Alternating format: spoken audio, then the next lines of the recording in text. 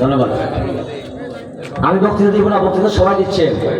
আজকে আমরা এই বদরকোট পূর্বাঞ্চলে যে উদ্দেশ্য, আজকে আমাদের প্রধান অতিথি যে উদ্দেশ্য নিয়ে আছে, আমরা সেখানে এখানে একটা স্লোগান করবো। আমার সাথে সবাই স্লোগান করবেন। দেশের বাঁচানো মার্কা আছে, বাঁচানো মার্কা আছে, স্বাধীনতা সার্বভৌমত্ব রক্ষার মার্কা আছে, বদরকোট পাশের মার্কা আছে, বন্ধের মার্কা আছে,